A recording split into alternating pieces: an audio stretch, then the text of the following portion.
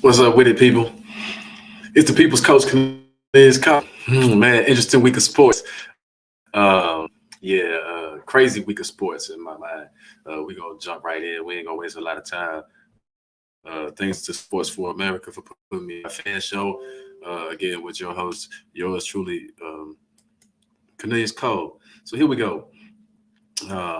First, right off the rip, shout out to the U.S. soccer team, which politics and sports seem to be meshing a lot, and things turn real crazy real fast. I want to send a shout out to that young man, uh, Tyler, trying to answer that touchdown. I'm sure a lot of people seen it. If you didn't see it, a guy from Iran corrected him from Iran to Iran, the name, and then the politics about the U.S. team not wanting to put the flag on their page or whatever, messing with the Iran flag, and then fighting for women's rights. So the guy, anyway, Tyler Adams was put on the spot about racism in America, the Black Lives Matter. He was asked a question: how does it feel being a captain of a team or defending um, a team that always has these racial overtones and treats blacks a certain way? And the young man answered the questions to the best of his ability. But all those things seem to, all that political stuff.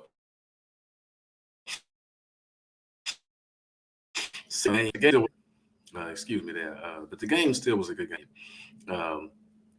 It was only good because the U.S. finally won. I mean, actually won one. No draws. Actually scored a point. Took the win. So shout out to getting the job done despite the controversy that always seems to be kicked up. And I heard they partied hard too. But shout out to the U.S. men's soccer team. Hopefully they can keep the wins going now.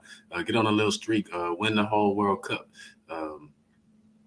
Who knows? Anything can happen, right? Uh, Optimistic. Last week I was saying just win a game. Now I'm saying, hey, you might have a chance to do something. Now, keep that momentum. Um, Dealing with all those certain issues. But when sports turn too political, it kind of takes the fun out of it. But like I said, they were able to sell. Iran was invaded.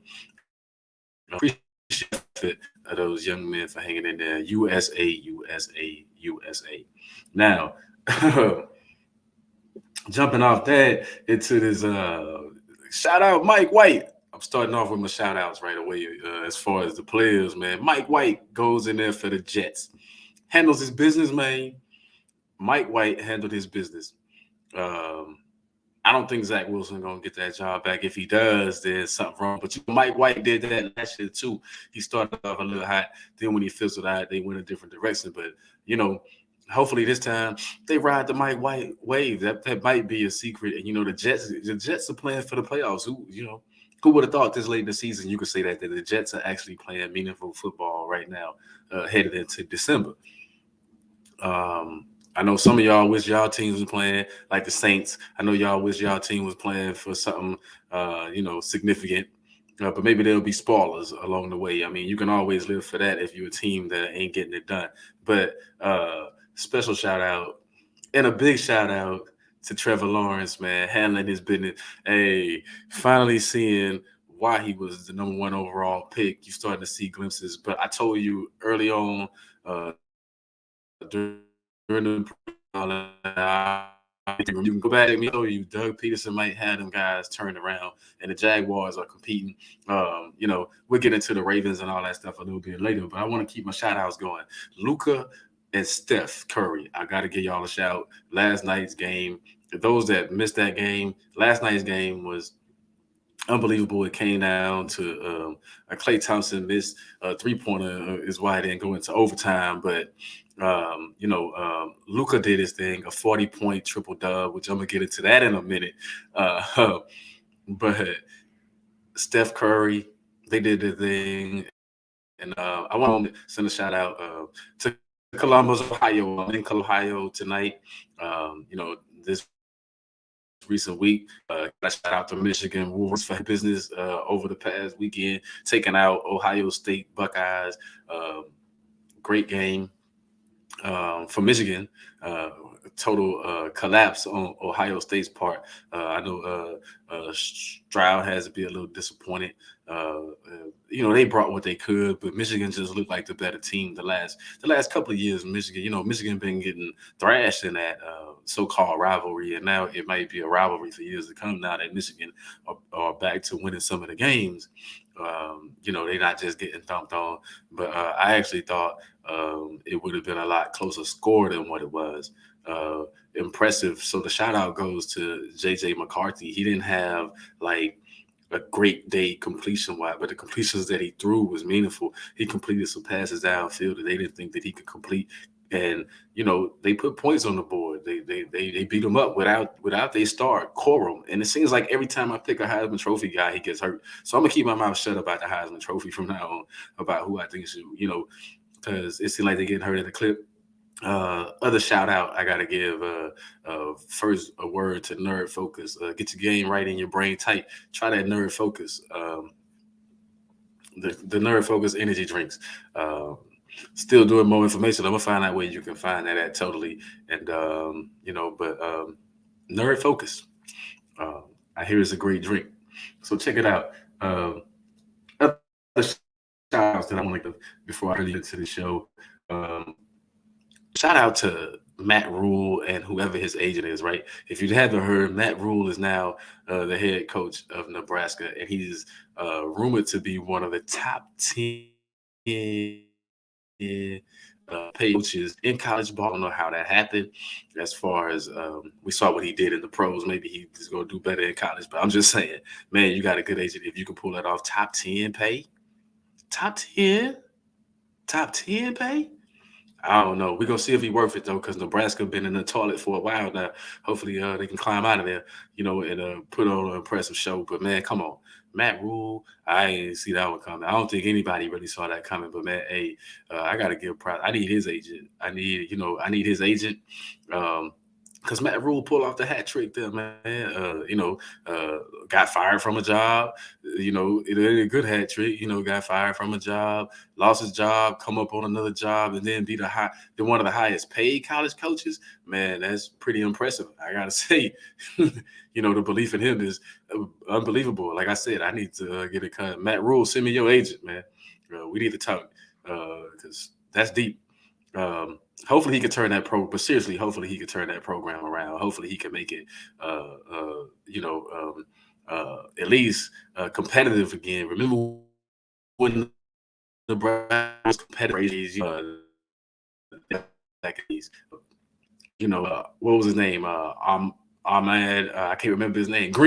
Ahmad Green, whatever his name. Man, they had some players back in the days that was thumping. So maybe they can return Nebraska to that competitive, that competitive edge that they once had. Maybe maybe Matt Rule's the guy for that job.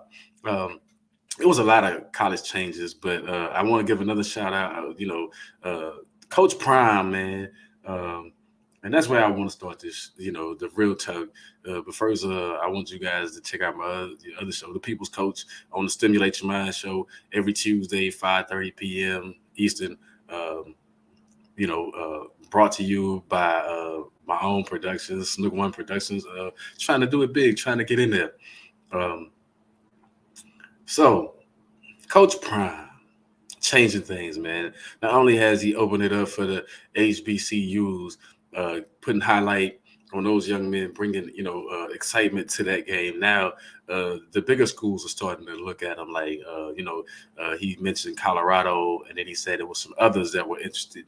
But if he was to take a job like Colorado, I don't see Coach Prime as a Colorado guy though. But you never know. But it's good that Colorado is reaching out and they thinking, hey man, this guy's a recruiter. This guy's recruiting.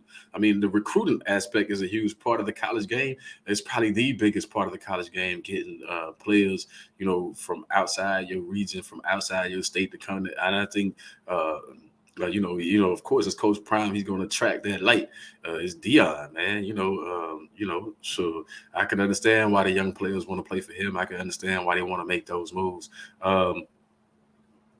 Other thing I want to get to right away. Um, Shout out to TCU, the Horned Frogs, for still being up there. Everybody thought they would have fell off by now. Now, don't disappoint. You got one game left. All you gotta do is win this one game. Then you the underdog, of course, going in. But maybe you could upset somebody and win a national title, or at least get in the national title game. Just getting into the playoffs to me wouldn't just do it. But I'm liking that they still pushing. I'm liking that they still a part of it, which leads me to what I want to talk about as far as Georgia. Georgia, is Georgia a true number one? Is Georgia a true number one? I guess we'll see in the SEC championship game. But is Georgia a true number one? Had they really been tested? I don't, like they slight on TCU saying they haven't really been tested or who have they beaten. But I think they've beaten more teams with impact than Georgia has. Basically, I don't know. That's just my opinion. I don't think Georgia, just because they're in the SEC, and it's supposed to be the strength of schedule. But look at some of the teams that Georgia beat up on. Man, they ain't really played nobody that impressive. Or in my mind, they haven't played anybody that impressive. But they holding down the number one spot. Uh, if they were doing it fair, I think Michigan played a little bit of tougher teams at times. Well, they played teams when they were tougher, I should say, than when Georgia played some of the teams that they played. I know it's all about when you supposed to beat teams within certain, within a certain aspect, the rankings top 25. But I still don't see Georgia, you know. But we'll see. Georgia does. I mean, they look pretty good and they thrashing teams. But early on, they beat Oregon. We see where Oregon ended up. Certain teams that they beat, and USC from fighting off the ropes, man. Like Rocky, they came off the ropes, and now they in the top. So the top four, with Georgia, USC, Michigan, and TCU, you can rank them where you want to rank them. I think it's different. It's different. I wanted to see Georgia knocked out of there. I wanted to see another team other than the SEC team. But I guess you're gonna get an SEC team in there because you go into the big four conferences or something, or whatever, the Power Fives and all that. So I guess you're gonna get that. But if any one of those teams was to slip, who go slide into those spots? I know Alabama's at 6, so they don't really stand a chance. If these four teams handle their business with the respect to their championship games, then they got nothing to worry about.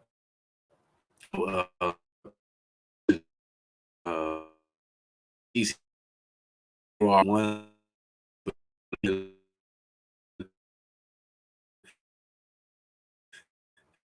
So they don't just win as a from now on. It's gonna be interesting. I expand that college football playoffs actually. Put some other teams in there, make it more interesting. Four teams just it just don't seem to really really it doesn't really get me all that hype, but it is what it is. Everybody's gonna root for somebody. I'm liking what I'm seeing. Like a couple of underdogs in there. USC and TCU, in my opinion, would be underdogs if they complete the mission. If they finish off their respective championship games, they would be underdogs against Georgia and Michigan. Um, that's the way I look at it. And a special shout to Coach Jim Harbaugh, man, not only getting over the hump last year, beating Ohio State, but then beating them again this year, because I don't think he would have had a job much longer if he didn't get the job done beating Ohio State. You got to beat your so-called rivals from time to time, which makes it interesting. For me, uh, all the coach shuffling. Stanford's coach, he resigned, he stepped down, and he was actually doing well. Um, as far as that program was concerned, he was doing well. The winningest coach in the program, I think, and now he's stepping down. He's resigning. Must be time to move on. Sometimes it's just time to move on, and no real deep explanation. Inexplicable. And speaking of inexplicable things, um, shifting to the NBA, back to the NBA for a second. Yesterday, last night, watching that game. seeing some of the highlights of other games, inexplicable to me, um, how hard Luka Doncic has to work for a win for the Dallas Mavericks. How far are they going to go with that? I don't know. Just to break even. I mean, just to be a 500 team. But then again, they played a team that's right at the cusp of 500. They were playing against the Warriors. You wouldn't think that you would be talking about the Golden State Warriors just barely breaking 500 right now. We've seen the struggles, but that's the story of a lot of teams in the West right now. In the NBA, the Western Conference, a lot of teams that we thought that would be smashing teams are really struggling right now, and it's due to injuries and rotations and players getting acclimated to systems. But at the same time, just focusing on the Dallas Mavericks, it's like Luka, man, triple double. How can he? Is he going to be able to keep that up? Or is he going to wear down throughout the season? You're talking about load management. Forget load management. He got the whole load on his back. They needed every one of his 41 points last night to win. They needed every rebound, every assist. They need everything that guy does because they really don't. It's hard to win. You could ask the greatest. You could ask the GOAT. It's hard to win when you're a one-trick pony, man. When you all they got, they gotta do something. And here's the crazy thing. They almost right there where the Knicks at. So that says something about the Brunson, right? Like maybe Brunson should have stayed with the Dallas Mavericks because you're looking at the creme de la creme over there in the Eastern Conference. The Knicks got a long way to go even to compete with that, and they don't look that strong in my opinion. So I think that Brunson made a bad move. He should have stayed with Luka, man. I would have hit. I know me. If I had basketball skills, I was a young man out there in that NBA, man. I would want to hitch my, I would want to hitch my wagon to Luka's. Give him some kind of help. But maybe it's just gonna take a minute to play. And what I see is teams right now, even the Warriors last night, looking for the right group of guys to go out there and win, to go out there, and keep them in games at times. Dallas was blowing Golden State out the water. If y'all didn't see that game, they were blowing them out early on. And then, in the first quarter, they was up by like 17 or something. And then all of a sudden, before you know it, it's a 1-point game at halftime. So that, that second team or whatever, the bench players wasn't getting it done for the Mavericks to hold the lead. And Golden State took advantage with their second unit, finally putting something out there that might get a little something done. I don't know what it all says for the Western Conference, but no team's really pulling away over there. Phoenix is playing pretty good, but everybody else just 12-9, 10-9, and all that. Not what you expected. It's not what you expected, and hopefully players get healthy and and start to make it a competition over there in the West. Or it's gonna be a lot of teams right there. Right there, everybody's like from 2 through 10. I think 2 through 9, 2 through 10. They all right there together. Like nobody's pulling away over there. Nobody's really, whereas in the East, you looking at the two teams at the top really dominating over there. The Celtics and the Bucks, like they pulling away from the pack, but nobody in the West is really pulling away. Like you might, you saw the decline once Damian. I heard that. I heard was when I out. Then pick it back. But the Nets have worked their way to a 500 team over there in the East. And they playing better defense. I was down on the way they were playing ball. I still don't think they're gonna go anywhere though. But I'm not gonna get into that again. Ben Simmons knee soreness now. It just seems like he's had a get back in. If it's not mental, then his ill and body parts. It's like but maybe that's what happens when you're out for a while. Injuries, things seem to drag down a little bit. And I tell you what, Anthony Simons impressed me last night in the Clipper game. In that Clipper game, that Clipper Portland game, Trailblazer game, it was a good game. For a while, it was actually a good game all the way through. Powell is running for six man of the year. Look like coming off the bench, dropping 22 in the fourth quarter.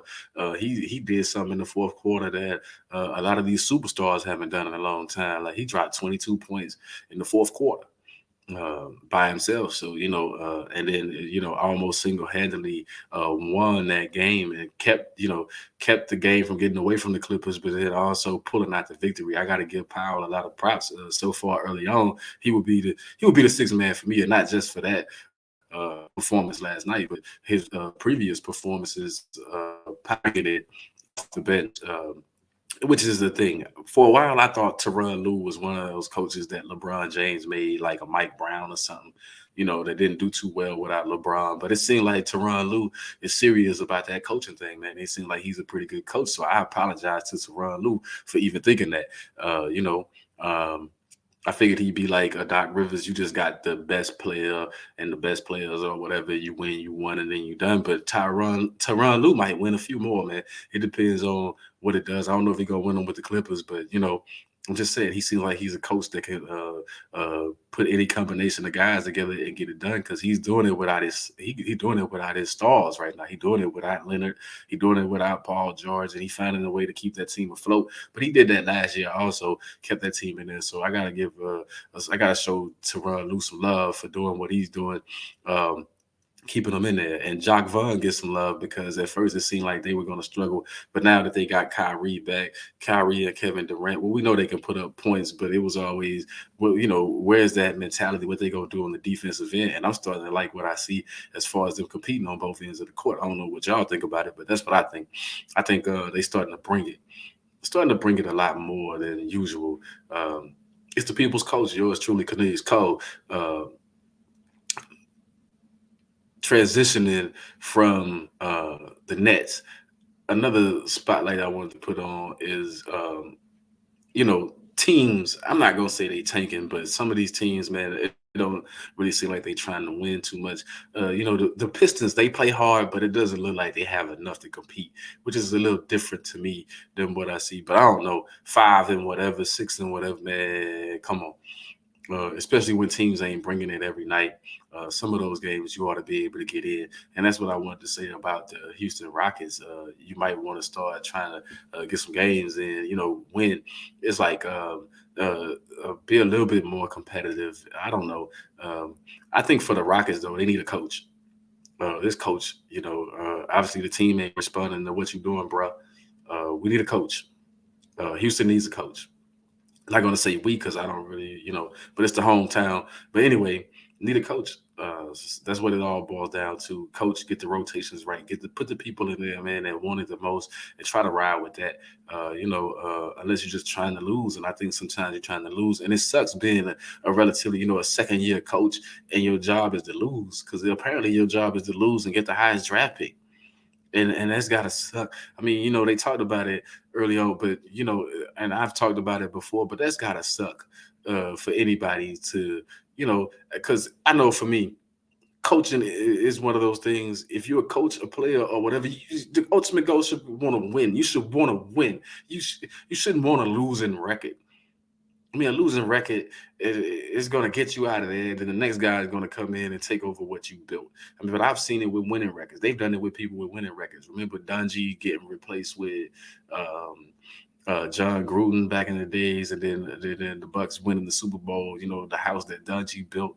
That defense was raw, man. And then John Gruden comes in. I mean, you seen the same thing. You could almost say the same thing for Mark Jackson, except Steve Kerr proves to be a coach, man. He seems to be a dynamic coach. He seems to be a force. He seems to know what he's doing. I mean, they've struggled without Steph and those guys, but and I want to say that Steph, man, getting better with age. It looks like you don't see too many get better with age. You see a lot of decline in players when they reach a certain age. But Steph seems like, man, he keeps himself ready. He out there playing, and he doing everything he can to win games. So they won't lose. The Warriors ain't losing because of Steph Curry. I can tell you that. Another good performance last night. He balled out. He gave, but Steph's doing what Steph does. But to do it at this level, get like I said, getting up there in age and to still be able to compete like that, you only seen very few that could do it. Um, for a long period of time like that. You know what I'm saying? His Aaron has been the best, man. Michael Jordan been the best, 35, 36, still bringing it to him. It's a wonder. Sometimes I wonder myself, uh, with, other shows, we'll probably get into that more. But for me, it's like, what would Jordan have been if he didn't retire twice? uh, where would he be in the ranks? I mean, like, would there ever be any discussion of anybody else ever being the GOAT? I mean, I know all that stuff changes and people have their own opinions, but I'm just saying, man, if he didn't, because that's what, 2, maybe 3 more years added on to a 15-year career of 18 years. What if he played 18 years? Then you looking at something that's probably dynamic, especially that first retirement where the Bulls had the game on lock. You probably look at it as 7, 8 rings or something. Somewhere off in there. If it wasn't for the retirements. But what I'm seeing Steph do, man, is impressive. It's Jordan esque, or it's in that realm where, man, you still compete. He ain't as old as 35, 36. At least I don't think he's that old. You know, but I know he's getting up there 34 something, in that realm. But to still be able to ball at the pace that he's balling, and to be dragging the Warriors right now. Wiggins brings it a little bit, but he picked it up. I still stick with my thing when I talk about the Warriors. I still think Clay should be coming off the bench. I think like, he had a hot game, so people was like, I was wrong. I've been told, oh, you wrong, you was wrong, because see, he hit 10 threes in a game. I mean, that's one game. Last night he was 2 for what? And then missed a shot that he would normally make, a wide open shot that he would normally nail. Now, everybody misses shot from time to time, but you used to a guy like Clay being clutch, and he wasn't clutch. So maybe he'll work his way back into shape, but I still think he should be coming off the bench. Um, I'm going to stand by that decision. And moving along, um, whew, mentioning Mike White talking about the Jets. The thing that I saw, a 300 game performance in the rain. Now, I'm not all too, Chicago Bears. I said it before, they ain't got no defense. They got rid of their defense. So, that was against the Bears. I want to see them play this week and see what they have on it. But yeah, still, that was impressive. But that wasn't the only impressive thing coming out of the NFL in, for last week's games. The Thanksgiving Day games were great. I gotta say that they were, good thing for the NFL for putting on, a show on Thanksgiving. But specifically, I want to talk about that New England Vikings game. Um, New England was hanging in there for a while. New England seemed like they were right there, but it's the mistakes that was made uncharacteristic of a Bill Belichick team. Penalties at the wrong time in the game. I mean, you very rarely see that from what Bill Belichick has going on, and that leads me to think that maybe Bill has overstayed his welcome in New England or something. I mean, can Bill flip it around at his age and at this age and stage of his career? Can he really flip it around? And I mean, these guys compete. Don't get me wrong, and they're not out of the playoff hunt. But I think that if they lose this week and they end up 6-6, it's a wrap for them. They won't make the playoffs. Um, but so that's pressure to try to beat the Buffalo Bills. I felt like if they would have beat the Vikings, then it wouldn't be a struggle to try to beat the Bills, which I'm going to get into my predictions and stuff a little bit later on the NFL. But my point being, the greatest coach ever is struggling. Uh, Matt Jones had his best game and they still lost. Uh, you know, you got to think the week before that they couldn't score on a Jets defense, and they ended up winning on a punt return. This time around, you know, it's just some of the sloppy errors that they made, and I never seen, like they tackle well. They were tackling great for a while, and then you miss a couple of tackles here and there. You may, the other team make a couple of plays, and then it's over with. You're out of there. But games ending crazy is what I want to talk about. Some of the craziest endings I've seen. But before I get into that. Another shout out to the Houston Cougars men's basketball team. The Houston Cougars, #1 in the nation, baby, rocking like that. Like you know what I'm saying. Haven't done that since Clyde the Glide and Hakeem Olajuwon back in the days. Olajuwon and Clyde. Back at those days from Houston. It was the Five Slammer Jammer. Yeah.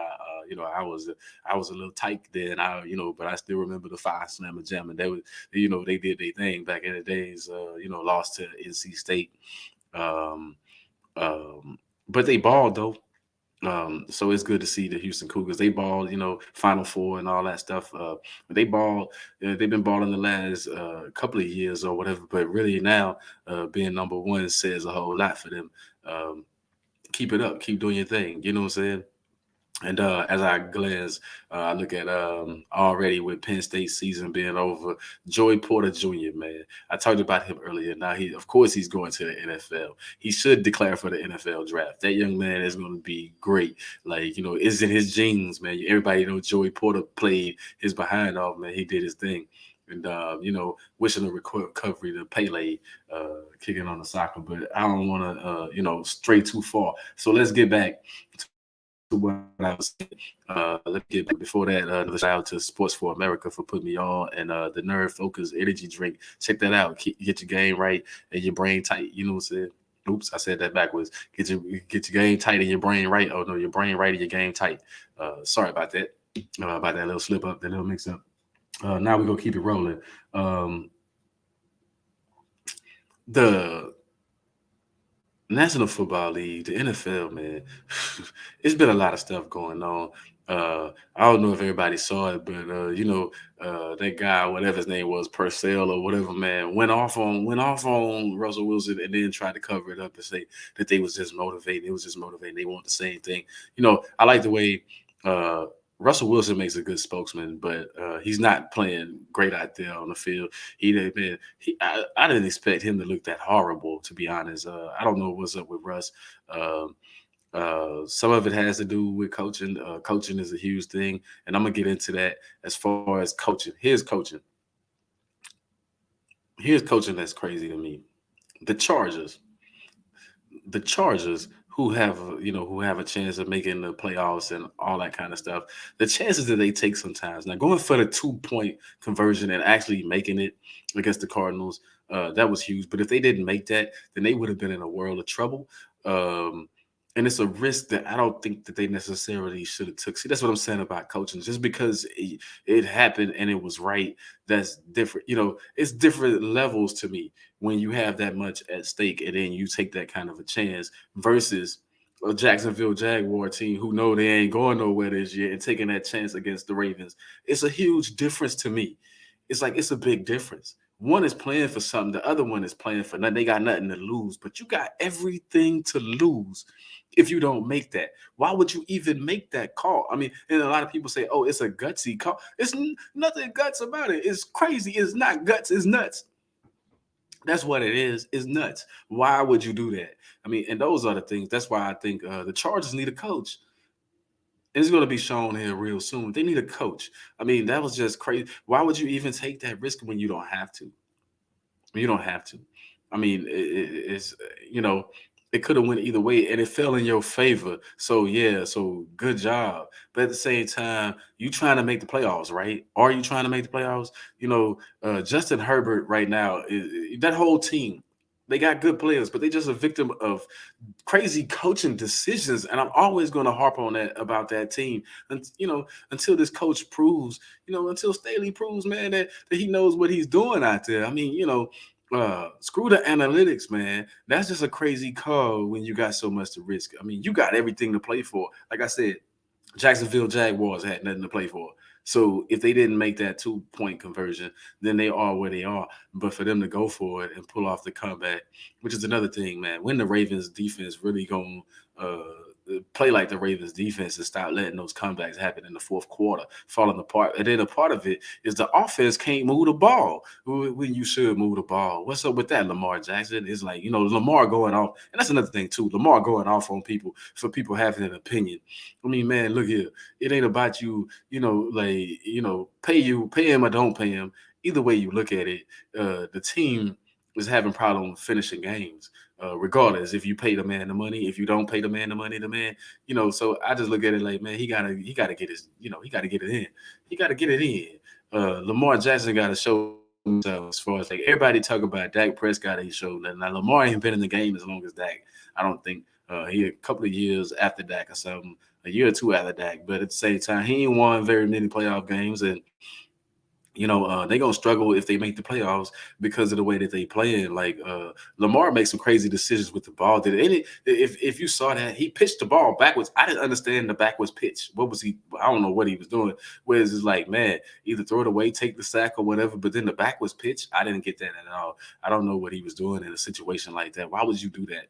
Like I don't know if that's trying to make a play. I mean, I don't know. That's equivalent to me to the Chargers going for it when they really don't have to, going for a 2-point conversion when they really don't have to. When they got a lot at stake. It's like I think the Ravens take things for granted sometimes. I mean, but the Cincinnati Bengals, I'm gonna give another shout out. The Cincinnati Bengals defense, man, they shut dude down. They shut Derrick Henry down.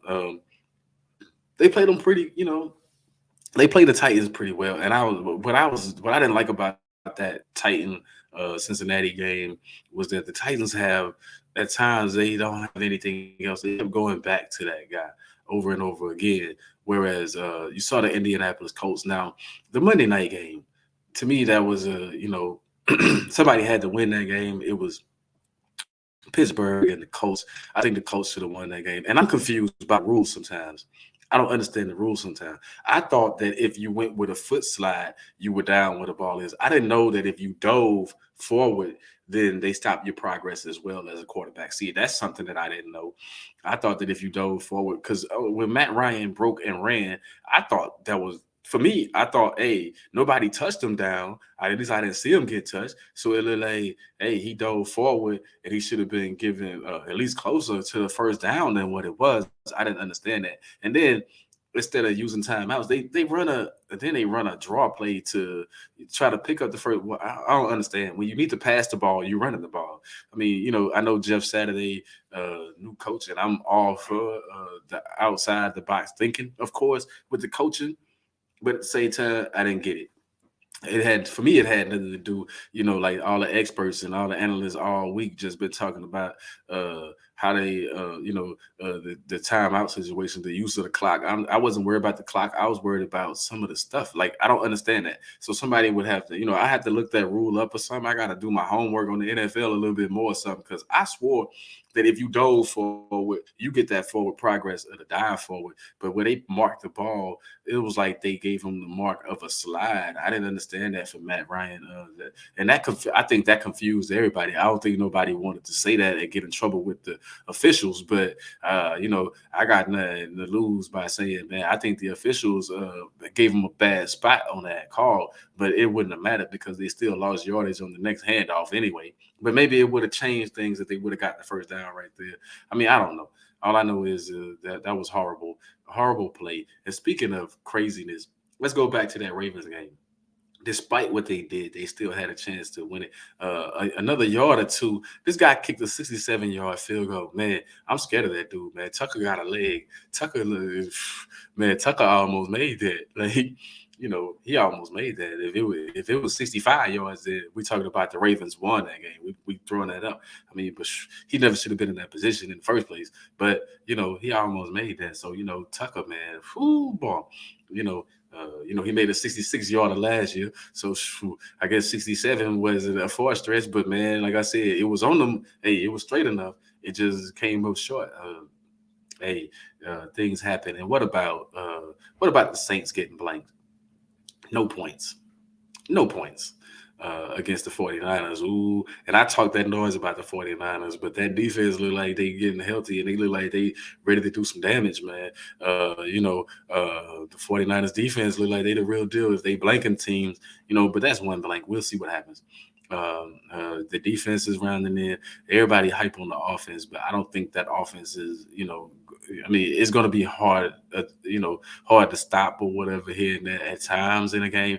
But I think that, when you relying on screen passes a lot, people catch on to what you're doing. When you throw in short passes and expecting these guys to run all the way downfield, eventually they catch on, and sometimes the other team tackles. You get a team out there that's going to tackle, then your playmakers can't make plays if they wrapped up, bro. I mean, those are the things that I look at when I see the 49ers. I think they got a good squad, but, you ain't going to be able to break every tackle, miss boxes. They got to do go down, further down field and things like that. Those are the things that I want to see. I want to see what the 49ers got when they back up against the wall, and never to be worried about stuff, man. The Philadelphia Eagles, they lost one game, but they still look tough. And but here's my about the Philadelphia Eagles. Um, Everybody said, "Oh, they pass great. They do all this stuff great." Throwing for 155 yards, I don't see the greatness in that yet. Haven't seen it. I haven't seen the tremendous. I see the tremendous running ability of Jalen Hurts. That's undeniable. But I haven't seen this, throw the ball all over the field type thing. I've seen pass when you have, but not really downfield. I mean, um, you throwing 20 passes, 20, so I really can't get a gauge on that versus it, you know, but hey, they formula is a winning formula. I wouldn't change my winning formula, but I'm just saying, uh, I, if I'm teams, I want to see what Jalen Hurts has to do when he has to throw it downfield. I would pressure. I would put it that way to see what he could do if he really has to go over the top of receiver because we haven't seen it. And people that could say that you've seen it, you haven't seen it. You have not seen it. Look at the numbers. Check the film. Watch the games, and you will see that Jalen Hurts has not thrown the ball downfield. I mean, 20-yard passes, you don't see too many of those. 10-yard passes, players making plays here and there. And I was talking about A.J. Brown last week as far as why wasn't he doing what he was doing with Tennessee, but he pretty much doing the same thing. It's just that, you know, I guess it looks a little different because he got Devontae Smith on the other side of him or whatever. But they ain't putting a lot. He ain't putting it in the end zone a whole lot, and you know, ain't a whole lot of yardage. When I started to look stuff up and did my research and see who the top receivers and stuff are, AJ Brown is nowhere near the top. So I'm not really impressed with what they're saying. But I am impressed by the Eagles team as a whole. I'm just not impressed by the individual parts. But it takes, that teamwork right there, that chemistry to get it done. Same thing with the Miami Dolphins for me. Before I get into my picks and all that stuff, yeah, Tyreek Hill. Tyreek Hill, man. What he's doing as far as number wise, yardage wise is great, but he ain't scoring a lot of touchdowns. He ain't getting in the end zone a whole lot, but he getting them downfield.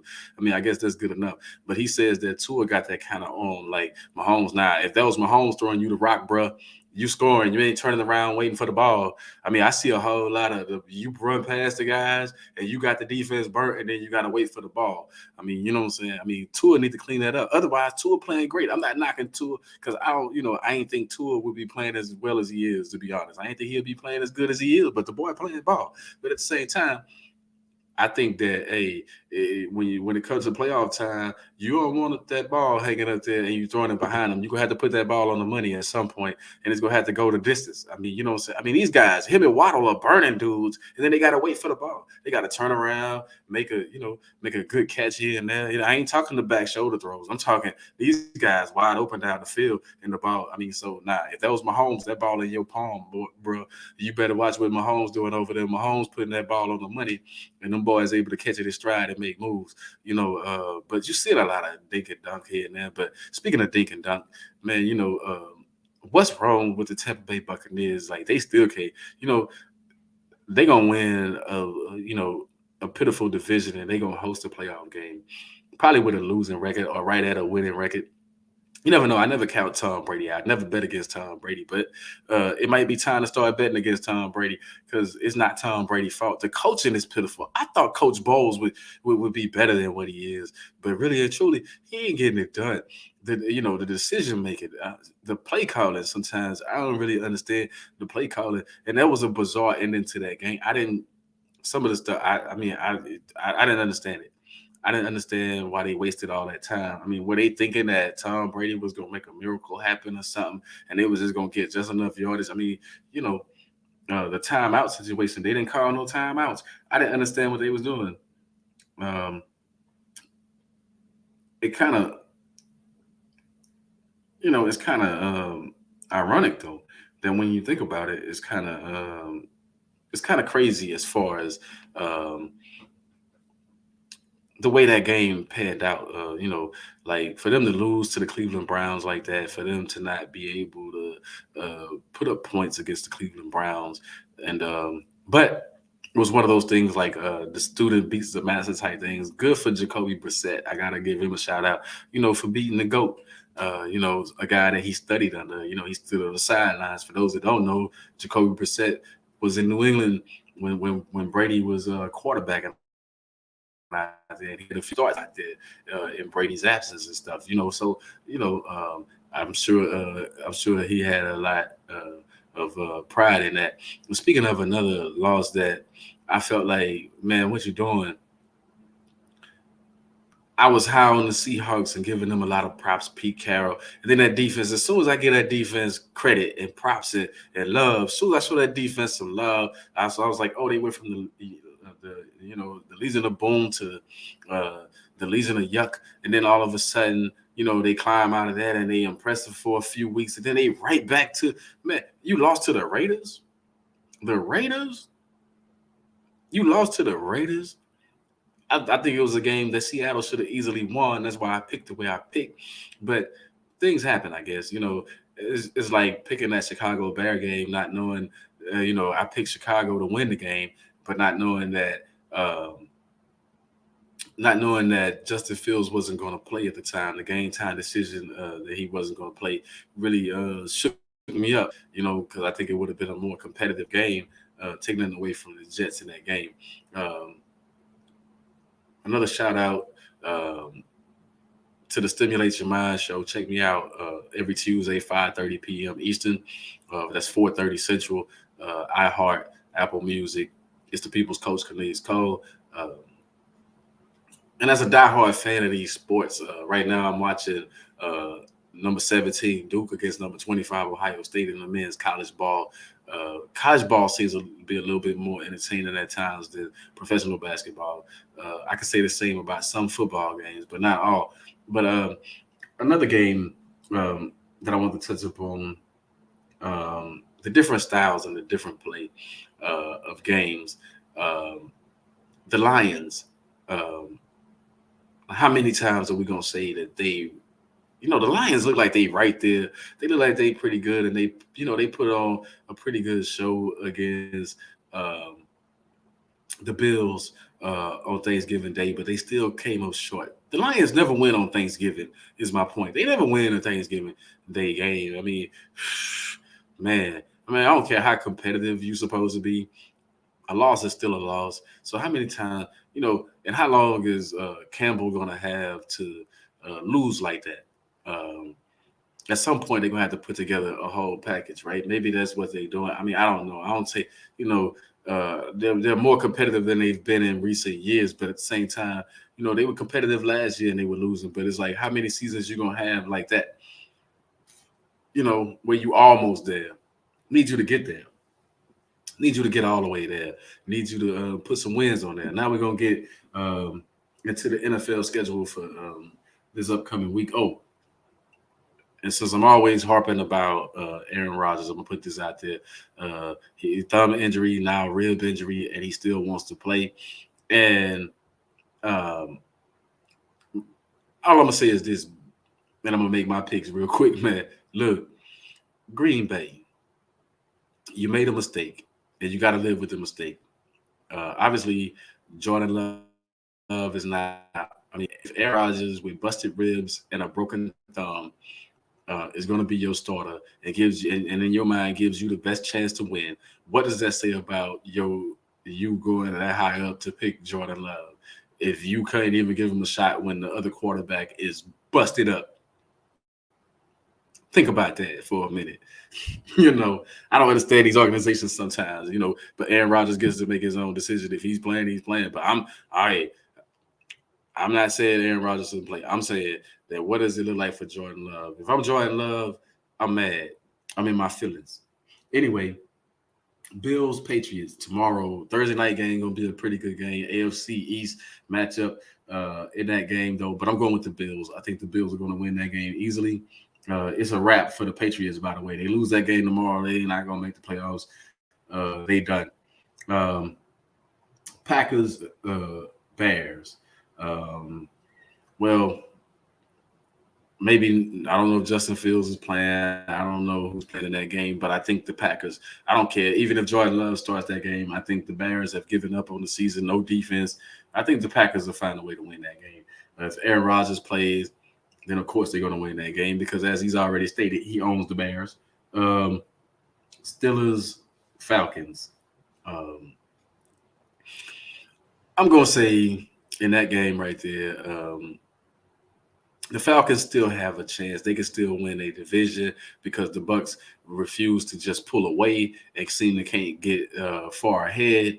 However, they got just as many wins as the Bucks, but I'm gonna go with the Steelers in that one. I think Mike Tomlin is going to find a way to win some meaningful games going down the stretch, and that's going to help. He's going to help the Bucks out. Um, so the Jets and the Vikings. Now, I know the Vikings had a better record.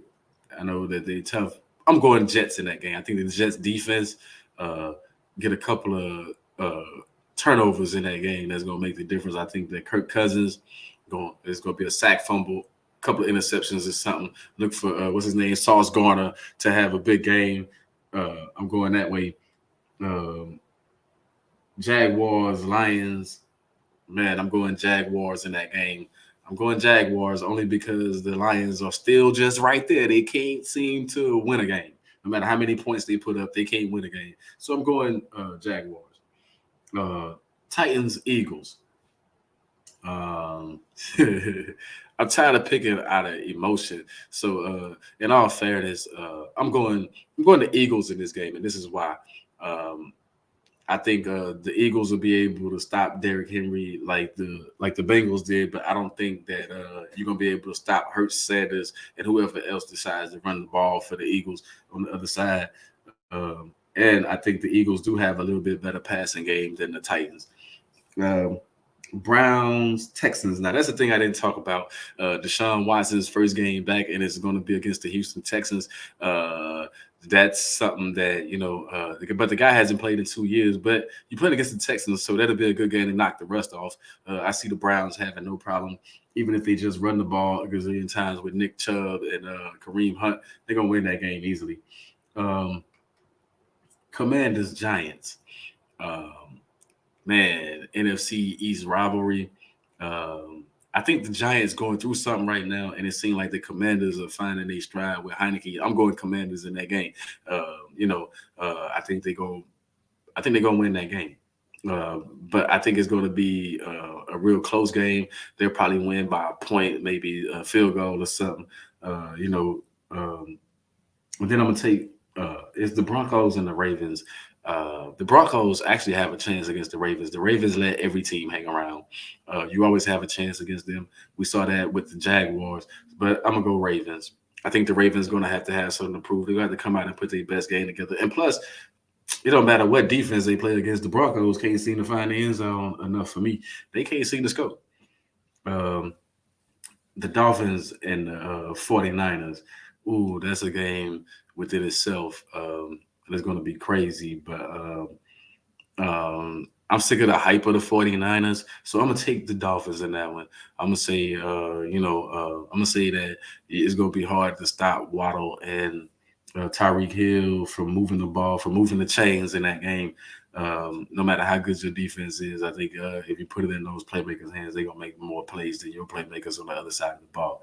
Now, um, Seahawks, Rams. I'm going Seahawks there because the Rams don't have anything. Stafford ain't playing. Aaron Donald ain't playing. They got rid of Cam Akers. They just don't have the, you know, uh, which is something that I'm gonna talk about next week. I'm gonna save it for next week. But these teams that are sold out, the last two teams that are sold out for the Super Bowl, they don't have nothing on it. All of a sudden, like when you sell out for the Super Bowl, uh, and all them players don't come back, you look horrible.